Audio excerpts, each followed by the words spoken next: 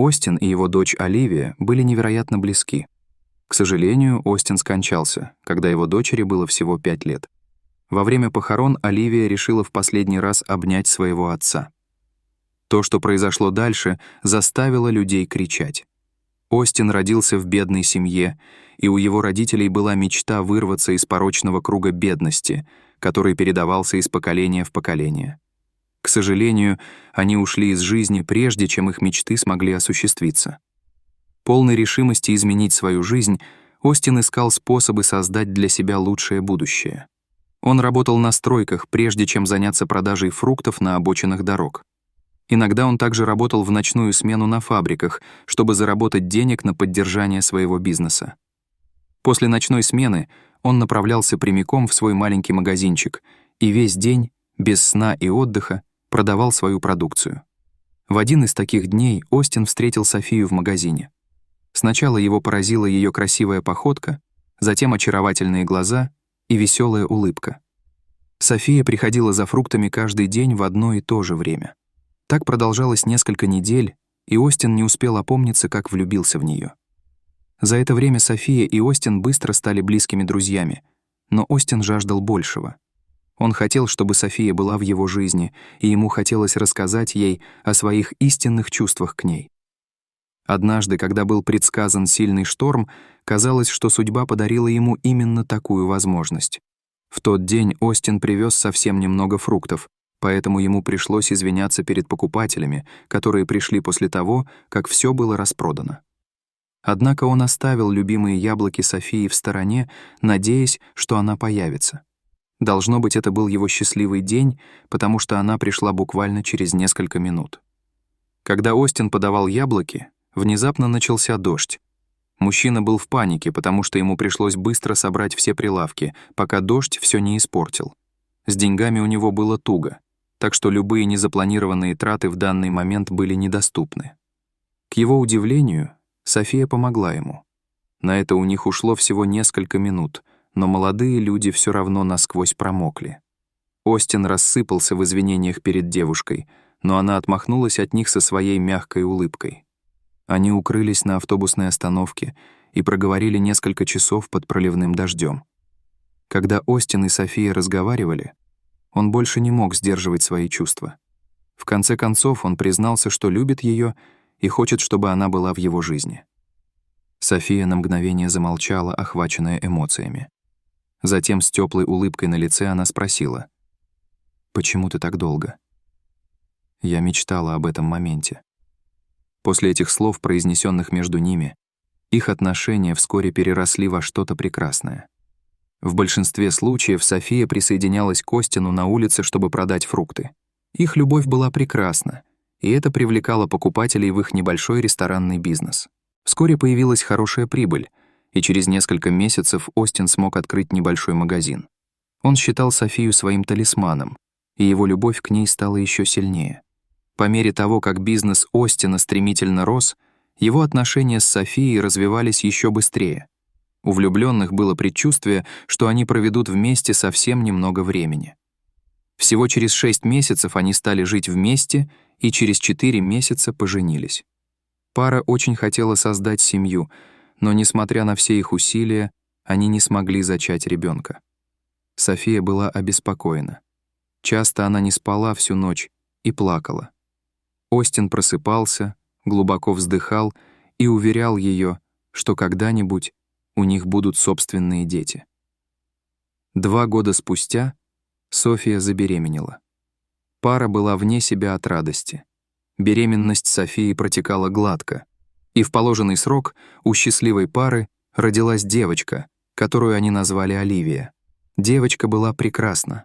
У нее были мечтательные глаза матери и изогнутые брови отца. Родителям Оливии потребовалось всего несколько лет, чтобы понять, что их дочь — гений.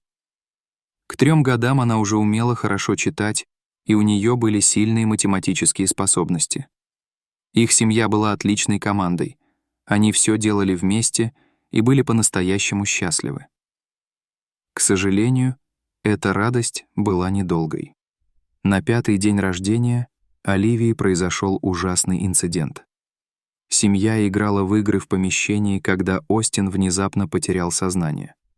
Оливия отчаянно прижалась к нему и начала кричать: «Папа, проснись!». К счастью, через несколько минут Остин пришел в себя. София объяснила обморок стрессом и предположила, что это больше не повторится. Но всего неделю спустя Остин снова потерял сознание. После этих пугающих эпизодов супруги отправились в больницу, чтобы Остин мог пройти обследование. Там они узнали, что он умирает. У бедного Остина была диагностирована неизлечимая болезнь, и его немедленно взяли под наблюдение врачей. С каждым днем состояние Остина неуклонно ухудшалось. София скрыла это от Оливии и сказала ей, что папу нужно срочно доставить в больницу по каким-то особым причинам. Несмотря на свой юный возраст, Оливия чувствовала, что ее отец болен. В конце концов, она часто навещала его в больнице вместе с матерью и сразу почувствовала, что что-то не так. Маленькую Оливию расстраивали попытки матери скрыть от нее правду. Однажды днем, когда София кормила Остина в больничной палате, Оливия внезапно взяла отца за руки и с ноткой страха в голосе спросила: «Папа, ты умираешь?» София недоверчиво уставилась на маленькую девочку. Однако Остин остановил ее и со слезами на глазах сказал: «Да, доченька, папа больше не может быть с тобой». В ответ Оливия поцеловала своего отца. Затем она взяла его за руки, положила их себе на грудь и сказала: «Папа, ты всегда будешь со мной, прямо здесь, в моем сердце». После этого случая София стала каждый день привозить Оливию навестить своего отца. В присутствии дочери Остин, казалось, обрел новое ощущение жизни. Однако его здоровье продолжало стремительно ухудшаться. Несмотря на эту душераздирающую ситуацию, Оливия оставалась сильной и мужественно сдерживала слезы всякий раз, когда у ее отца случались припадки. Довольно скоро всем стало ясно, что у Остина осталось не так уж много времени. София отказывалась признавать, что ее муж не будет бороться за свою жизнь. «Почему ты решил уйти от нас?» — спросила София со слезами на глазах, увидев своего мужа, безжизненно лежащего на больничной койке. «Ты обещал всегда быть рядом, любить меня вечно. Почему ты не можешь бороться?» — сердито спросила она. Остин, собрав последние силы, притянул ее к себе, обнял и сказал, что ему очень жаль. Но София выскользнула из его объятий и выбежала, заливаясь слезами, застилавшими ей глаза. После ухода Софии Оливия провела весь день со своим отцом, никому не разрешая входить в его комнату. Она крепко обняла отца, и они оба заплакали. В глубине души они попрощались. Остин мирно скончался во сне на следующий день. Когда София узнала о смерти своего мужа, она была безутешна. Ее переполняли сожаления, и она злилась на себя. Она пожалела, что не попрощалась с ним как следует и не пообещала, что никогда не перестанет любить его и не выйдет замуж за другого мужчину. Оливия, с другой стороны, чувствовала себя умиротворенной. Все эти прекрасные разговоры, которые она вела с отцом, помогли ей обрести душевное равновесие. София не переставала плакать даже на его похоронах. Оливия была печальна, но глаза ее были сухими. Перед тем, как опустить гроб с телом Остина, Оливия почувствовала желание обнять своего любимого отца в последний раз. Она спросила свою мать, можно ли ей обнять отца в гробу, и женщина согласилась, не видя в этом ничего плохого. Все с жалостью наблюдали, как Оливия обнимала отца несколько минут, которые показались ей вечностью. Слезы текли по щекам маленькой девочки и намочили погребальную одежду ее отца. Оливия шептала отцу на ухо нежные слова, а затем в последний раз поцеловала его в лоб. И в этот момент произошло нечто совершенно шокирующее. На кладбище внезапно прилетел голубь и сел Остину на грудь. Голубь слегка клюнул Оливию, и ее губы растянулись в улыбке.